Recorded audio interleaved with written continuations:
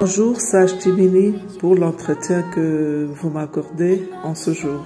À la question de savoir, en rapport avec les échéances électorales en cours, comment accroître la participation de la femme à toutes les instances, je dirais que c'est une question de politique, une question de mobilisation et de conscientisation de la femme en tant que citoyenne à part entière dans la société. Cela ne peut pas se faire en un jour ou une période électorale. Les partis politiques, les organisations de la société civile doivent avoir cette préoccupation inscrite en gras parmi leurs priorités et y travailler de façon constante et permanente toute l'année en y consacrant le temps et les ressources nécessaires. Les temps ont changé. L'énergie des femmes doit être canalisée aujourd'hui pour participer au changement et à la construction de notre province et partant de notre nation. Les défis lancés à toutes les femmes en rapport avec les élections en cours, on dit « seule la lutte libère ». Nous, les femmes, devrons comprendre cela, nous organiser pour réclamer notre droit au soleil. Je n'ai pas dit de déclarer la guerre aux hommes, qu'on se le dise bien. Je n'ai pas dit de déclarer la guerre aux hommes, mais de leur faire comprendre que la moitié, sinon je dirais même plus de la moitié, faire comprendre aux hommes que la moitié de l'énergie pour le développement et le progrès de notre pays n'est pas utilisée.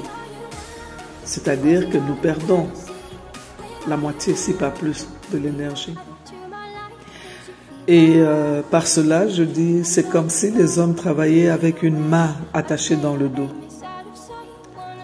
Qu'ils libèrent cette main et ils verront que non seulement leur travail devient plus facile, mais les résultats sont meilleurs et obtenus plus rapidement.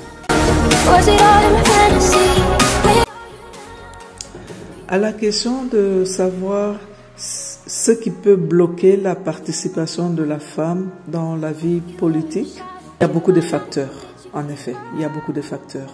Il y a la pesanteur socio-culturelle, il y a, je citerai, l'esprit rétrograde et phallocrate des hommes, le manque d'engagement des partis politiques dominés par les hommes, bien sûr. Au niveau des gouvernements ou des associations et organisations de la société civile, les femmes sont destinées à être des adjointes des hommes et à ne s'occuper que des affaires sociales. Tout cela doit changer. Le meilleur moyen, d'après moi, le meilleur moyen, c'est de responsabiliser des femmes qui deviennent à leur tour des modèles d'inspiration pour le monde. J'ajouterai la réputation erronée donnée aux femmes politiques. Ça peut être aussi un blocage.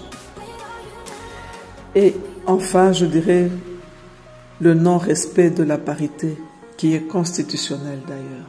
Voilà quelques raisons que j'avancerai d'emblée pour justifier ou documenter le blocage, si blocage il y a constaté en regard avec la participation de la femme.